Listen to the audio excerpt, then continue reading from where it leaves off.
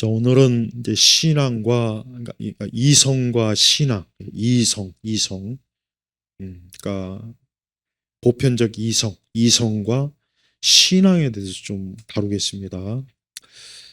이게 굉장히 중요한 주제예요. 왜 중요한 주제냐면 이게 꼭 어떤 신앙의 영역에서만 다룰 문제가 아닙니다. 우리가 정치적이나 사회적이나 이런 부분도 인간은 우리가 보통 일반적으로 사람이 왜 저 탁월한 우리가 보통 만물의 영장이라는 말을 보통 써요. 만물의 영장. 왜 그런 말을 쓸 이유, 왜 그런 말을 쓰겠습니까? 그 이유는 인간은 모든 이 땅의 어떤 그 물체나든가 동물, 식물을 다 포함해서 가장 최정점에 있어요. 그 최정점에 있으면서 지금 보십시오. 이 지구상에 심지어 우주까지도 인간이 어때요? 뭔가를 만들고 세우고 건설하고 발명하고 발견하고 이게 사실은 뭡니까? 우리 사람이 다른 그 어떤 존재보다 탁월한 이성적 그런 능력이 있기 때문에 그러는 거예요. 근데 이게 얼마나 중요한지를 우리 기독교인들이 지금 시대에 와서는 거의 그냥 상실이 되지 않았나 싶어요.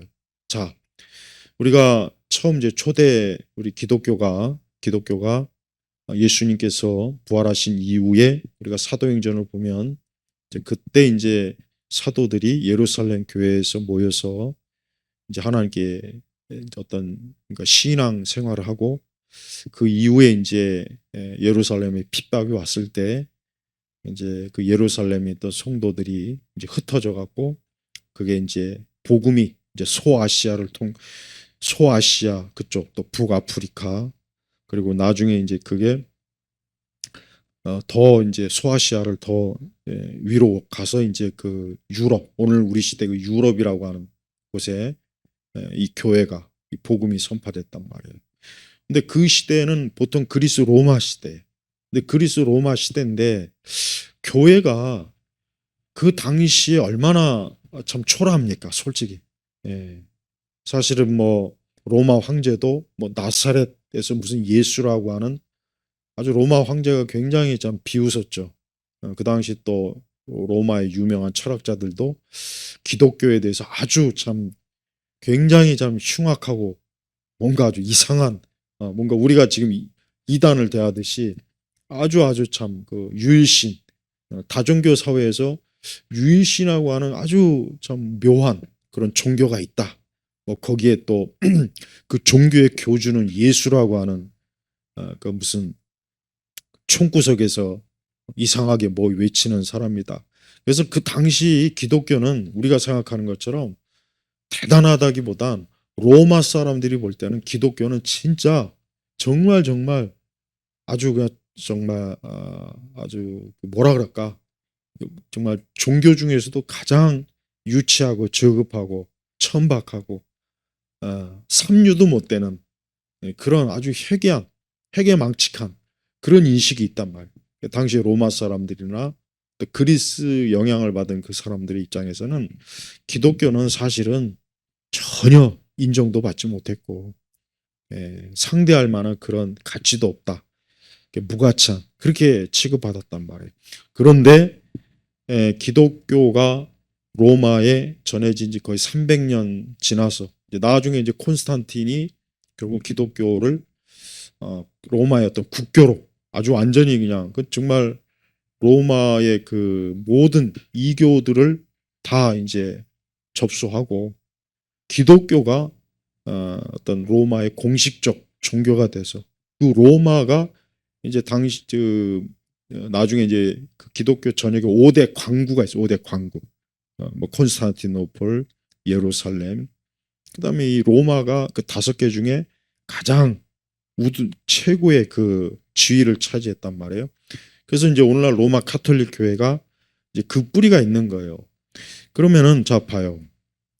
기독교는 소문이 안 좋았어요. 뭐 아이를 잡아다가 뭐 피를 마신다는 동, 인신 제사를 한다는 동, 뭐 나사렛 예수라고 하는 뭐 죽었다가 살아났다는 동, 그러니까 당시 그리스 로마 사람들의 입장에서는 기독교는 정말 말도 안 되는 황당한 엉터리, 엉터리 그 진짜 오합지졸들이 모여서 저 로마의 중심에서 세워진 것도 아니고 저 팔레스타인 유대인 지역에서 뭐그 그게 처음에 이제 어떤 교회라고 하는 것이 이렇게 형성이 됐잖아요. 그러니 그들이 볼 때는 얼마나 참 우습게 여기겠어요. 그런데 결국은 어떻게 됐습니까? 결국은 나사렛 예수가 로마 제국을 결국은 지배하는, 통치하는.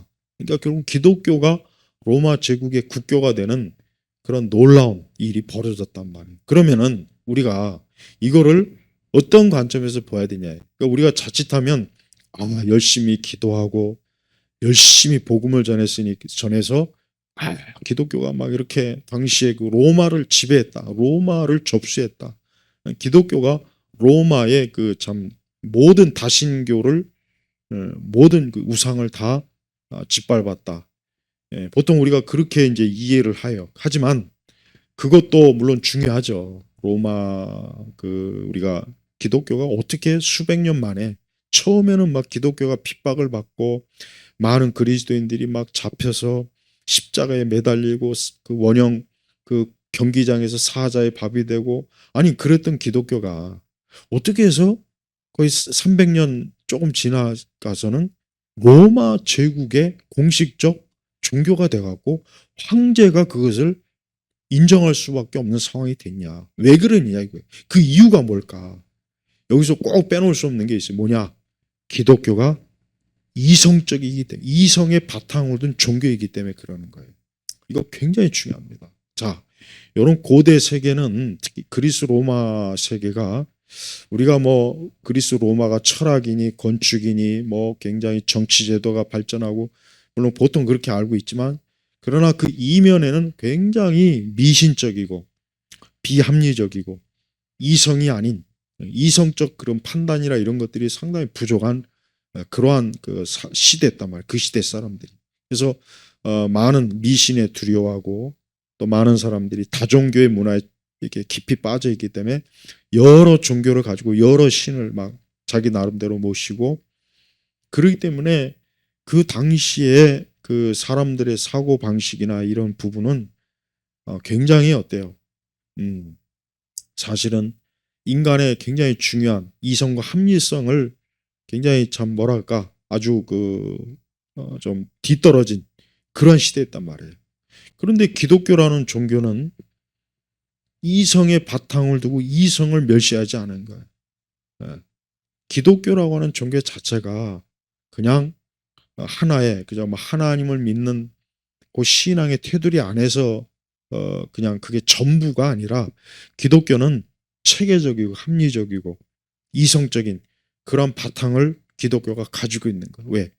기독교 자체가 그냥 막연한 어떤 신비주의적 어떤 몽상가적 종교적 환이나 열정을 가지고 막연히 종교가 세워진 것이 아니고 기독교는 철저하게 역사적 바탕 하나님께서 세상을 창조하셨고 하나님께서 세상을 창조하셨기 때문에 이 세상은 그냥 어떤 우연이라든가 그저 되는 대로 그때그때 또 그리스 신들은 얼마나 변덕이 심해요. 제우스가 얼마나 변덕이 심합니까? 자기 마음대로 그냥 충동적이면 그때그때 막 그래서 그리스 로마 신화를 읽어보면은 굉장히 그 신들이 어때요? 조잡하고 변덕이 심하고 갑자기 화도 내고 뭐 아주 그냥 그 신의 그 어떤 권위라기보다는 그 신들이 굉장히 어때요? 사람들의 그 타락한 본성을 아주 그대로 물려받았단 말이에요.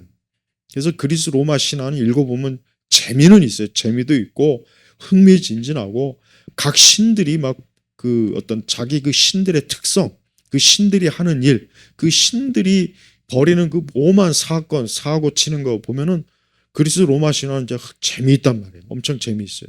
근데 그리스 로마 신화 읽어보면은 거기에 바탕이 뭐가 있습니까? 거기에 뭐 합리적인 뿌리가 있습니까? 뭐가 있습니까? 그게 없다고요. 근데 기독교는 어때요? 기독교는 하나님께서 하나님 자신이 어때요?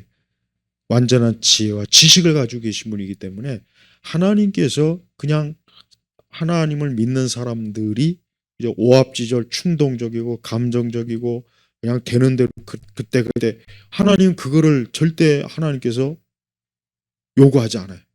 그래서 하나님께서는 이스라엘을 어때요? 법으로 출애굽 이후에 하나님께서 이스라엘을 어떻게 인도합니까? 법으로 인도하죠. 그래서 십계명을 주고 율법을 줘서 하나님은 이스라엘 백성들을 법으로 인도해요. 법으로. 이 법으로 인도한다는 게 뭡니까? 체계가 있고 합리적이고 그리고 그 형식이 딱 잡혔다는 거예요. 그래서 유대 기독교가 왜 이게 굉장히 참 인류 문명 역사에서 중요하냐면 이 유대 기독교는 인간이 이성적 사고와 체계적 생각 그로 인해서 이 세상을 체계적으로 이해하고 또 발견하고 발명하고 만들 수 있는 그 기본 바탕을 기독교가 제공한 거예요. 거기에 반해서 그리스 로마의 그 이교도적인 배경에서는 그런 게 없어요. 그래서 그리스 로마 신들은 어떤 하나님께서는 질서가 있고 하나님께서는 시작과 끝이 분명하고 하나님께서는 하나님의 백성들에게 요구하시는 뚜렷한 법을 가지고 하나님이 이끄는데 그리스 로마의 신들은 전혀 그런 게 없단 말이에요. 그러니까 어때요? 기독교는 그 당시 그리스 로마의 그 시대 무질서하고 체계가 없고 비합리적이고 특히 미신 굉장히 그 미신과 그로 인해서 온갖 악습 악풍 이런 것들이 가득 깔려 있단 말이에요. 근데 기독교는 어때요? 그런 게 없는 거예요. 그러니까 기독교는 사람을 어때요? 그 생각하는 것부터 모든 일을 어때요? 하나님의 법에 맞추도록 하니까 이 사람이 어때요? 규칙과 질서가 있는 거예요. 그리고 일단 미신을 배제해. 미신. 그러니까 알지 못하는 두려움에 인간이 떨지 않게만 무서워하지 않게 하는 거예요. 근데 여러분 그리스 로마 사람들은 굉장히 미신에 두려워하고 떨고 여러분 우리나라 조선시대 사람들도 똑같아요. 우리나라 조선시대 사람들도 집구석에 들어가면 뭐 여기저기 막 온갖 다양한 미신이 있어갖고 집안에서조차도 손가락 하나 까딱하는 거, 발 하나 움직이는 것도 뭐 문지방을 넘는 것도 그것도 벌벌 떨었단 말이에요. 또 부엌에 또 뭐 어디 광에 바락에 뭐 여기저기 어떤 뭐 이상한 신들을 미신을 만들어놔서 우리 조상들도 보면은 매번 두려워 알지 못하는 대상에 대해 두려워하고 무서워하고 법을 벌벌 떨고 그러다 보니까 뭔가 합리적이고 체계적인 것보다는 그런 미신에 사로잡혀서 합리성과 체계성을 갖지를 못하잖아요. 그래서 이 조선시대가 얼마나 결국은 봐요. 발전이 없고 과학이 발전하죠. 학문도 발전이 없고 그냥 맨날 옛날 것만 찾고 그런단 말이에요. 그리스 로마도 별로 다를 바가 없었어요. 게르만 민족도 마찬가지고. 근데 기독교가 들어오고 나서부터 어땠습니까? 기독교가 들어오고 나서부터 이 세상은 하나님이 창조했구나. 하나님께서 저 하늘과 별과 이 모든 걸 창조했구나. 거기에 질서가 있는 거예요. 예. 그 질서를 사람이 연구하고 그거를 체계적으로 정리를 해보니까 거기서 지식이 발달하고 기술이 나오고 뭔가 이 세상의 원리가 어때요? 그냥 좌충우돌 되는 대로 어떤 미신에 의해서 점을 쳐갖고 어떤 하늘의 별자리를 보고 뭐 그런 걸 통해서 세상을 인간이 살아가는 것이 아니라 명확하게 어때요? 사람이 체계적이고 합리적인 어떤 예측할 수 있고 계산할 수 있고 그게 지식이 돼서 그 지식을 가지고 사람이 가지니까 나중에는 어때요? 과학이 발전하는 거예요. 여러분 과학이라고 하는 것은 기독교가 아니었으면 과학은 절대 자연과학은 기독교가 아니었으면 절대 발전할 수가 없어요. 그래서 아이작 뉴턴도 그렇고 갈릴레이도 그렇고 과거 그 중세 시대 모든 대부분의 자연과학자들은 하나님께서 세상을 창조했기 때문에 이 하나님이 창조하신 세상에는 그저 무분별하게 그저 되는 대로 충동적으로 그때가 아니라 하나님의 질서가 있다. 그래서 우리는 그 질서를 발견해서 이 세상이 어떻게 돌아가는지 움직이는지 또 사람이 어떻게 살아야 되는지를 거기서 원리를 우리가 반드시 얻을 수 있다는 이 생각을 가지고 있었던 거예요. 그래서 서양 문명이 왜 동양보다 앞서느냐? 그건 기독교 때문이에요. 그러니까 기독교 자체가 어때요? 인간을 이성적 존재로 제대로 보고 인간은 그냥 동물이나 다른 어떤 것처럼 그냥 그때 충동적이고 되는 대로 사는 것이 아니라 하나님께서 정해놓은 그 질서, 하나님의 법, 하나님의 말씀에 따라 인간이 살아갈 때 거기에 인간의 행복이 있고 안전이 있고 평안이 있다는 걸 기독교는 어때요? 알려주는 거란 말이에요. 그러다 보니까 어때요? 기독교가 들어가면 사람들이 어때요?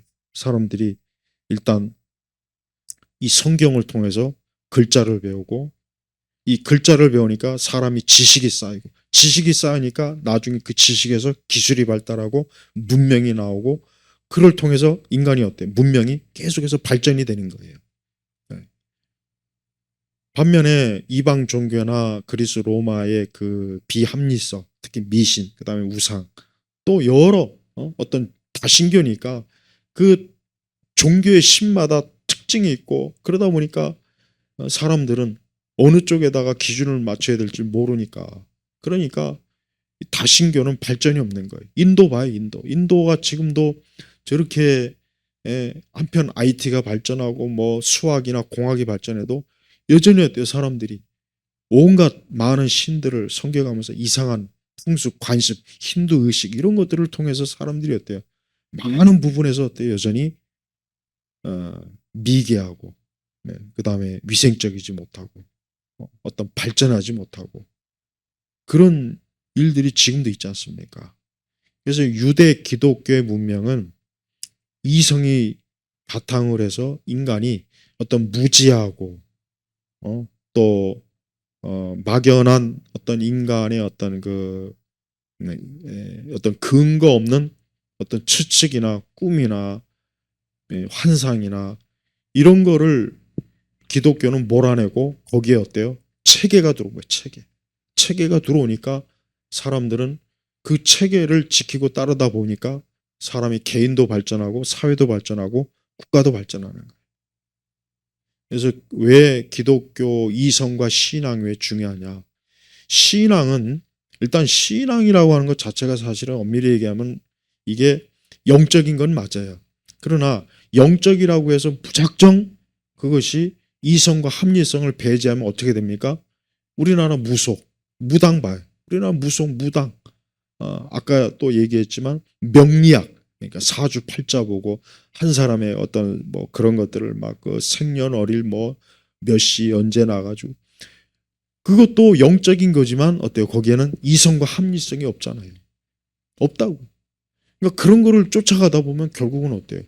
결국은 발전이 없어요. 발전이 없고 사람은 계속해서 무지한 상태로 그냥 무지몽매해가지고 알 수 없는 알지 못하는 것에 대한 두려움. 그러니까 사람이 두려움과 그런 알지 못하니까 뭘 하려고 해도 할 마음도 없고 생각도 없고 의지도 없는 거예요. 근데 기독교는 어때요? 하나님이 세상을 창조했고 그 하나님이 창조하신 세상은 하나님의 계획과 뜻이 있다. 그래서 우리는 그 하나님의 뜻과 계획을 발견하고 그것을 찾고 그런 와중에 우리가 이 세상을 어때요? 발전시킬 수 있다는 이런 생각이 있는 거예요. 그래서 서구 세계는 어때요? 계속해서 뭔가 발전하는 걸 저들이 발전. 문명이 발전하고 뭔가 개척하고 개척 정신이 강하잖아요. 유럽 사람들이 개척 정신이 강해서 바다를 건너서 결국은 아메리카도 발견하고 남미도 발견하고 뭐 근데 동양은 어때요? 개척 정신이 없는 거야. 그냥 정주하는 거야. 앉아서 정주해. 하지만 유대 기독교의 문명은 뭐냐? 유대 기독교는 하나님이 만드신 이 자연, 세계는 하나님께서 정해놓은 질서가 있기 때문에 우리는 그 질서를 따라가면 된다. 이런 뭔가 사람들을 움직이게 하는 게 있어요. 그래서 지금도 여러분 보세요. 지금도 이 세상을 움직이는 모든 중요한 것들은 다 어디서 나옵니까? 서구 세계에서 나오잖아요. 컴퓨터, AI, 인공지능, 그 다음에 또 어떤 인간의 몸을 탐구하는 의학, 그 외 어떤 공학 이거 다 어디서 옵니까? 서구에서 오잖아요. 서구에서. 그럼 왜 그게 오냐 이거예요. 그 우리가 왜 같은 사람인데, 똑같은 사람인데 왜 동양에서 안 오고 왜 서구에서 오냐 이거예요. 중국에서 최초로 화약과 종이, 나침판이 발견됐어요. 중국에서. 그런데 정작 그것을 발전시켜서 그것을 이용해 갖고 대륙을 지배하고 문명을 이룬 것은 어디입니까? 서양이에요. 서양. 서양이란 말이에요. 사실 우리나라도 그 조선시대에 과학이 없었던 건 아니고, 조선시대 우리나라 뭐 이런 천문학이라 이런 게, 또 우리가 이제 종이를 우리도 굉장히 뭐 인쇄술 굉장히 우리가 발달했자고 이제. 근데 우리는 딱 그 좋은 걸 발명하고 하다가 그냥 멈춰버려요. 발전이 없는 거예요. 발전. 네, 정주해 버리는 거예요. 우리도 만약에 우리나라도 계속 뭔가 좋은 것이 있었을 때 발전했더라면 훨씬 나았을 거란 말이에요. 근데 그렇지 못하잖아요. 세계 최초로 인쇄술을 발명하고 뭐합니까? 그걸 가지고 책도 많이 내지도 않지만 기껏 해봐야 불경이나 뭐 유학사정이나 몇 권 뽑아내지. 그렇지만은 서양은 구텐베르그가 인쇄기를 발명해서 뭐예요? 성경을 찍어내죠. 거기다 온갖 학자들의 책을 찍어내고 문학을 찍어내고 예술. 그러니까 지식이 발달하니까 발전할 수밖에 없는 거예요. 기술이. 근데 그게 어디서 오는 거냐? 기독교란 말이에요. 그래서 서양 문명은 기독교가 결국은 어때요? 이 세상을 발전시키고 이 세상을 체계적으로 연구할 수 있고 관찰할 수 있고 거기에서 과학이 나오고 거기에서 지식이 발달해서 우리 사람들을 어때요? 더 좋게 만드는 거야. 그리고 지금도 마찬가지예요. 지금도 나는 우리 교회를 보면은, 내가 우리 기독교 자체를 보면은 내가 정말 너무 안타까운 게, 우리 기독교는 이성을 중요시 여기질 않아요. 내가 이게 너무 안타까워요. 이건 교회마다 보면은 어떤 이성적 관점에서 신앙생활을 하려고 하는 게 전혀 없어요. 전혀 없어. 그냥 교회에서 자꾸 감성주의적인 그런 패턴으로 자꾸 교회가 움직이고 교인들이 거기에 맞춰 신앙생활하고, 그러다 보니까 말씀이 배척이 돼버리고, 말씀을 정말 체계적이고 교리적으로 배워서 내 신앙을 아주 견고하게 형성하려고 하는 것보단 그런 게 없는 거야. 그냥 신앙생활을 감정으로 하는 거예요. 감정. 내가 예전에 감정의 노예란 칼럼을 쓴 적이 있어요. 감정의 노예. 네? 그냥 기독교라는 게, 아니 원래 기독교는 그게 아닌데, 살아계신 하나님이 인격적인 분이고 전지전능하시고 그분은 인간의 삶이 무질서하지 않게 체계를 세워주신 분인데, 왜 정작 교회는 어때? 교회라고 하는 것은 오히려 교회 안에 있는 사람들이 더 뭔가 모르게 세상 사람보다 훨씬 더 맹목적인 거예요. 이 맹목적이라는 게 뭐냐면 알지 못하고 신앙생활하는 거예요. 알지 못하고. 옛날에 우리나라 처음에 기독교가 초기에 들어왔을 때는 똑똑한 사람, 많이 배운 사람, 교육을 많이 배운 사람이 교회로 왔어요. 왜? 교회 가니까 글자를 가르쳐주고 배우고 성경을 공부하고 이런 게 있으니까 너무 좋은 거예요. 거기에 반해서 다른 종교들은 맨날 가서 의식이나 치르고 뭐 맨날 그 당시 뭐 유교, 불교, 무속 뭐 이런 데는 맨날 가면 그냥 의식이나 치르고 뭐 절이나 하고, 그러니까 배운 사람들이 그런 데 가면 아우. 근데 교회는 어때? 교회 가니까 책상에서 공부도 하고 책도 읽고 성경을 연구하고 인간의 이성과 지식을 발전시키기가 좋아했단 말이에요. 근데 이게 어느 순간 80년도를 거쳐서 이 은사주의, 이 영성, 이 성령주의 때문에 이제는 그때는 사람들이 어때요? 좀 세상에서 대학 교육 받고 좀 배운 사람들은 이제 교회 안 나와요. 이 교회 가면 맨날 무슨 방언한다 그러지, 뭐 성령의 불이 떨어진다 그러지, 무슨 뭐 하나님의 음성 듣는다 그러지. 그러니까 세상에서 교육을 받은 사람들은 아예 그냥 야 이거 교회가 미친 거 아니야? 뭐야 이게 이게 뭐야 이게? 교회를 떠나. 그래서 많은 80년도에 많은 개신교도들이 천주교로 많이 갔어요. 천주교로. 근데 그 간 사람들이 대부분 누구냐? 좀 대학 교육 받고 학박사, 석사, 좀 우리 사회에서 좀 뭔가 좀 이렇게 지도층 상위 이런 사람들이 교회 가니까 맨날 무슨 뭐 주여 삼창하고 뭐 성령을 부르짖고 특히 방언을 이러니까 그 사람들이 볼 때는 이거 완전히 미친 거 아니야 이거 광신 아니야 떠나는 거예요. 근데 90년도 넘어와서는 또 무슨 이상한 무슨 경배와 찬양 문화 들어왔지.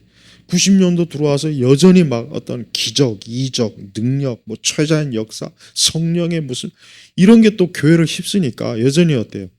사람들은 이제 일반 사람들조차도 야 교회 가지 마, 교회 가지 마. 야 교회 가니까 야 완전히 미쳤더라. 지들끼리 알지 못하는 말 맨날 하고. 교회가 이성과 합리성을 부정하니까 이 세상이 어때요? 교회를 위험시한단 말이에요. 위험시. 그래서 지금 대학생들 중에 교회 나온 사람들이 몇 명이나 돼요? 20대 30대 교회 나온 비율이 얼마나 되냐고. 나는 가끔 텔레비전에서 개신교를 이렇게 비추는 거 보면 맨날 두 손 들고 막 방언하고 부르짖는 그걸 방송에서 비추면은 저거 세상 사람들이 저거 보면 무슨 생각을 할까?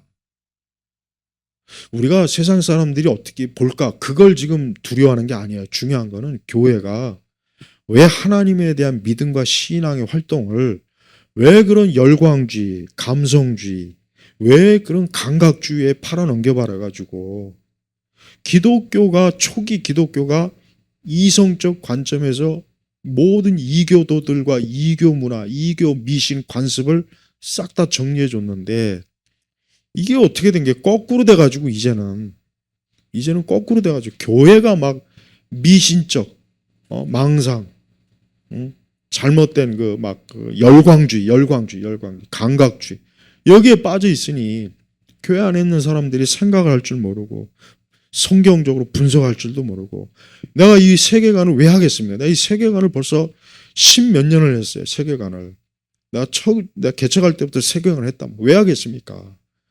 기독교라고 하는 것은 사람을 관점을 성경적 관점으로 바꿔주고 지적으로 바꿔주고 기독교를 지성으로 이해하는 그거를 가지고 있어야 그래야 우리의 신앙이 이게 제대로 자리 잡히지. 이런 거 없이 그냥 맨날 교회 가면 어느 교회를 가든 다 봐요. 그리스도인들이 책을 얘기하고 문서를 얘기하고 그리스도인들이 좀 성경에 관한 지식을 얘기하고 그런 걸 얘기해야 되는데 맨날 가면은 젊은 애들도 경배와 찬양에 빠져 있지. 나이 든 중장년은 은사주의에 빠져 있지. 이러니 교회가 어떻게 되겠습니까? 세상은 지금 AI에다가 챗 GPT에다가 인공지능에다 세상은 지금 저렇게 나가는데 우리 교회는 언제까지 우리만의 종교적 그 열광주의에 빠져갖고 언제까지 그러고 있냐고요. 여러분 교회가 전도가 안 되고 교회가 왜 우리 한국 사회에서 점점 이 교회가 축소화되는 이유 중에 하나가 다른 것도 있지만 교회가 반지성주의, 반이성, 비합리성으로 자꾸 교회가 나아가니까 이 세상에 있는 사람들도 교회가 이게 교회가 좀 뭔가 종교적 광신에 빠져 있구나 하는 거를 저들도 어때요? 그게 거부감이 심한 거예요. 여러분 누군가를 예배당에 데려왔어요. 전도했어요. 그랬더니 막 그 사람한테 교회 주여 삼창하고 할렐루야 아멘하고 성령이 역사했다. 하나님의 영이 기름 부음이 있다. 하나님의 음성 들었다 꿈에.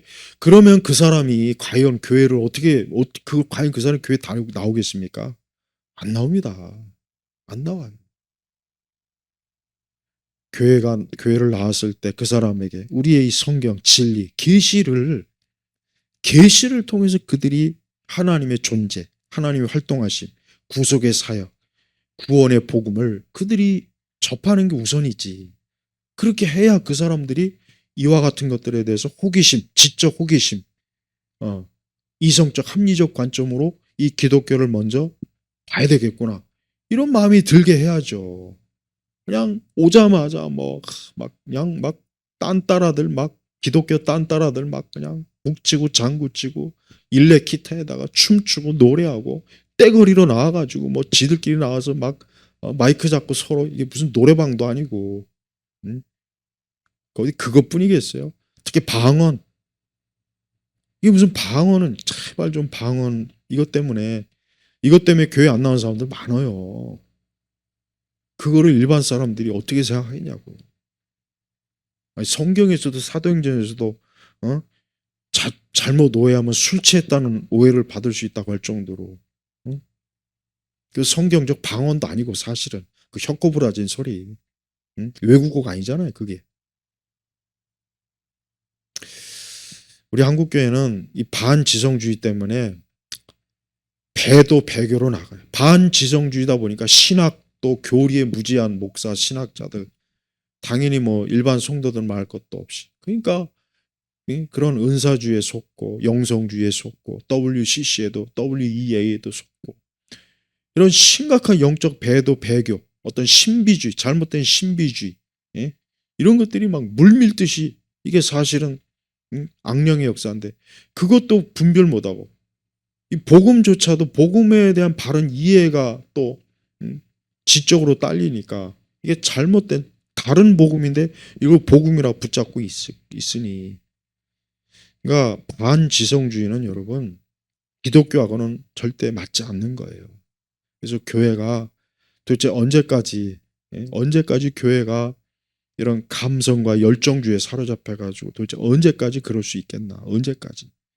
그러니까 여러분 세상에 왜 점점 젊은 사람들이 교회 안 오고 교회 나간다고 하면은 아예 손을 접고 교회라고 하는 거 딱 벌써 이미지 자체가 우리가 저 신천지나 뭐 우리가 저 이단들 생각할 때 우리 생각이 딱 드는 생각이 뭐예요? 벌써 딱 거긴 아니야 이러죠. 여러분 세상의 불신자들이 교회 생각할 때 딱 그렇게 합니다. 그걸 좀 알아야 돼. 아니 여러분 대학 나오고 좀 그래도 좀 어느 정도 세상 아는 사람들이 교회 와가지고 춤추고 노래하고 박수치고 뭐 이상한 연극이나 하고 교회 와가지고 어떤 종교 그거 얼마나 유치하게 그들이 안 보겠습니까? 아니 그거 유치하게 안 보겠냐고요. 아까 어떤 우리 성도님이 보여준 거니까 막 북치고 막 교회에서 막 난 그거 내가 봐도 이게 무슨 교회 이게 무슨 기독교냐 아니 목회자인 내가 봐도 그런데 하물며 여러분 이 세속주의라는 게 여러분 그렇게 만만치가 않아요. 세속주의라는 게 뭐 우리가 뭐 몇 마디 하고 뭐 몇 마디 신앙적인 말하면 그 사람들이 꾹뻑 절하고 이제부터 하나님 믿겠습니다. 그럴 것 같아요. 이 세속주의는 굉장히 치밀한 논리, 치밀한 지적인 체계, 치밀한 자기 나름대로 합리적 이성이 있단 말이에요. 근데 그런 세속주의를 그러면은 우리가 성경적 진리의 관점으로 지적으로 먼저 이겨야지. 그러지 않고 언제까지 뭐 뜨겁게 기도해라, 뭐 뜨겁게 찬양해라, 뭐 열정적으로 예배해라. 이걸 가지고 세속주의를 이길 수 없어요. 우리나라 교회는 그 C.S. 루이스 같은 그런 부류도 사실은 나는 별로 뭐 못마땅해. 셰퍼 같은 사람이 더 이게 환영받아야 되는데 C.S. 루이스 같은 사람이 환영받는 건 난 이것도 참 문제가 있다. 이거는 뭐 내가 다음에 얘기했지만 기독교가 올바른 지적 체계를 무시하면은 어떻게 되느냐? 결국은 기독교는 어때요? 이방 종교가 되는 거예요. 초기 로마 시대 때 복음이 전에 기독교는 다른 거 없어요. 하나님의 말씀을 체계적으로 가르치는 거예요. 그래서 바울도 로마서 맨 끝부분 봐요. 2년 동안 자기 셋집에서 부지런히 말씀 가르쳤잖아요. 바울은 가는 곳마다 어때요? 바울은 가는 곳마다 말씀을 가르쳤어요. 지적으로. 바울이 무슨 경배와 찬양했습니까? 무슨 은사 쇼였겠어요? 바울이 무슨 가는 데마다 무슨 뭐 치유사 됐겠어요? 바울이 가는 곳마다 무슨 뭐 온갖 우리 시대 하는 이런 이 떨거지들이 하는 그런 무슨 이상한 기도에 무슨 뭐 그런 게 있겠어요? 바울은 가는 곳마다 복음의 말씀을 가르쳤다. 지적으로 사람들을 먼저 깨워야 이게 영적으로 온전히 세워지는 겁니다. 근데 우리 한국 교회를 보면은 전반적으로 그냥 어쨌든 막 뭔가 열정적으로 막 뜨겁게 막 방방 뛰는 교회들이, 그런 데들이 사람들이 많이 모여요. 그러니까 우리나라 사람 자체가 이게 기질적으로 그런 걸 좋아하거든. 무속 기질이 있으니까. 그러니까 한국 교회가 봐요. 점점 우리나라 교회 역사를 보면 가면 갈수록 이게 이전 시대보다 더 못해요. 이전 시대보다 더 말씀에 무식하고 말씀이 없고 설교도 그냥 개떡 같고, 점점 더 뭔가 그냥 사람들을 막 감정으로 막 움켜잡는 것만 있지, 하나님의 진료로 사람을 올바로 이렇게 세워주는 거는 점점 없어지고 점점 없어져. 하여튼 우리 한국 교회는 참 진짜 이게 이 반지성주의, 그러니까 교회가 원숭이들이 모인 종교 놀이터가 되지 않나, 그 생각이 정말 들어요. 오늘 그 세계관 부 제목으로 원숭이들이 모인 놀이터라고 꼭 이렇게 넣어줘요. 저는 우리 신앙생활하는 분들이 꼭 알아야 돼요. 어느 교회에서 신앙생활하든 여러분의 머릿속에 하나님의 진리가 체계적으로 들어가 있지 않다면 여러분의 신앙은 100%다 그냥 뻥일 겁니다. 100% 뻥이라고 나는 확실하게 생각해. 여러분들이 아무리 찬송할 때 눈물을 흘리고 뭐 박수가 나오고 아무리 찬송할 때 가슴이 막 뜨거워도 여러분의 머릿속에 하나님의 진리가 없다면 그 신앙은 그냥 가짜 신앙이에요. 가짜 신앙. 그러니까 그거 꼭 알고 자신의 신앙이 어떠한 신앙인지 꼭 좀 한번. 그러니까 기독교가 이성을 무시하면은 그건 나중에 신비주의로 가고 반드시 이교, 이방 종교로 간다는 거 확실히 알아야 돼요. 그래서 카톨릭도 지금 저런 거고 우리 개신교도 지금 딱 이렇잖아요. 아무튼 나는 개신교는 내가 수십 년 동안 지켜봤지만 내가 안타까운 게 너무 많아요. 야, 정말 알아야 될 하나님의 진리의 말씀은 가르치지 않고 배우지 않고 맨날 교회 와서 그냥 뜨거운 것만 가르쳐. 뜨거운 것만 그냥 맨날 그 뜨거운 거는 조금 지나면 식어버리잖아요. 그 냄비 신앙. 네. 자, 마치겠습니다. 하나님 아버지, 우리가 성경의 진리의 말씀을 이 체계적이고 좀 합리적이고 이성적인 말씀을 갖다 버리고 그냥 자기만의 뜨거움에 사로잡힌 그런 거짓된 신앙을 우리가 갖지 않게 하시고, 이런 것들을 좀 분별해서 교회라든가 우리 기독교 신앙생활 전반이 좀 하나님의 진리, 이 말씀, 하나님 아는 그 바른 지식에서 다시 세워지게 하시옵소서. 감사드리며 우리 주 예수 그리스도의 이름으로 기도 올렸습니다. 아멘.